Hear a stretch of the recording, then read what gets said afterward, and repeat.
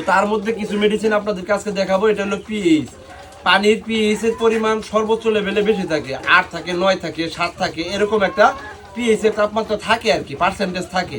তো সেই পিএইচ এর পার্সেন্টেজটাকে 3 থেকে 4 পরিমাণে নিয়ে আসার জন্যই পানির পিএইচটা ব্যবহার করা লাগে। আপনি জিংবি কেন ব্যবহার করতেছেন বা কি জন্য ব্যবহার করি? আমি জিংবি ব্যবহার করি, কবুতর দুর্বল হয়ে যায়, কবুতরের বুকের পাঁজরের হাড়গুলো শুকিয়ে যায়, খাবারের প্রতি অরুচি আসা যায়, কবুতরগুলো সঠিক নিয়মে ডিম বাচ্চা করে না। হ্যাঁ, প্রতি মাসে ডিম বাচ্চা করার কথা, ডিম বাচ্চা করার যখন ব্যাঘাত ঘটনা দেখা দেয়, ঠিক তখন কিন্তু আমি জিংবিটা ব্যবহার করি। এটা ব্যবহার করলে যে কথাগুলো বললাম, এটার রেজাল্টটা আমি পাই।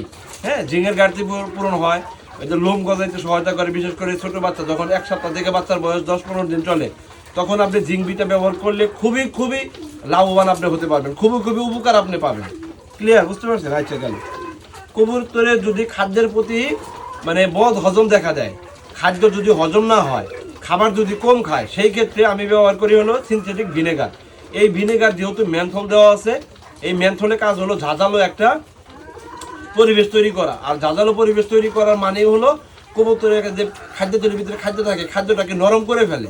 আর খাদ্যটা যদি অতি দ্রুত নরম হয়, তাহলে কবুতরের খাদ্যটা হজম করতে কিন্তু অনেক সহজ হয়। যার কারণে কবুতরগুলো খাদ্য হজমে অনেক বেশি মানে স্বাবলম্বী একটা পরিবেশে থাকে। যার কারণে এই যে ভিনেগার ব্যবহার করেই কিন্তু আমি এই রেজাল্টটা পাইতেছি এবং কবুতরগুলো আমার 100% সুস্থতার সহিত ডিম বাচ্চা পাইতেছি। এবং এবার দেখাবো আপনার ভিটামিন AD3E। এই ভিটামিন AD3Eটা কেন খাওয়াই? কবুতর ডিম পারে যদি আপনার 1 মাস, 2 মাস, 3 মাস গ্যাপ দিয়ে, কবুতর একটা ডিম পারলো আর একটা ডিম পারলো না, কবুতর ডিম পারলো ডিম জমলো না, এবং কবুতর ডিম পারার আগে যে কবুতর ন্যাচারালি যে মিটিং করে, এই মিটিং না করার যে একটা তাদের কার্যক্রম, এইটা থেকে রিকভারি বা প্রোটেক্ট করে হলো ভিটামিন AD3E। এটা খাওয়াইলে কবুতর মিটিং প্রক্রিয়া বেড়ে যায়, মানে মিটিংয়ের অ্যাগ্রেসিভ বেড়ে যায়। কবুতর মিটিং করার ফলে তার ভিতরে উর্বর একটা ডিম জন্ম নেয়। উর্বর ডিম মিনস হলো ব্লাডযুক্ত একটা ডিম, মানে ওইটা বীজ ডিম হবে। ওই বীজ ডিম থেকে আপনি মনে করেন বাচ্চাটা বের হবে, বাচ্চাটা সমান সমান বের হবে এবং বাচ্চাটার গ্রোথটা ভালো আসবে, ভবিষ্যৎটা ভালো হবে। এই যে একটা নিয়ম আপনাদেরকে বললাম, এই নিয়মটা যদি আপনারা একটু ফলো আপ করেন, আপনাদের কবুতরগুলা, আপনাদের শখের প্রাণীগুলা সুস্থতার সহিত কিভাবে ডিম বাচ্চা করবে, এই কথাগুলো আমি বলতেছি আমার বাস্তবিক অভিজ্ঞতা থেকে। এই অভিজ্ঞতাটা আপনাদের সামনে শেয়ার করতেছি একটাই কারণ, একটাই উদ্দেশ্য, একটাই মূল রিজন।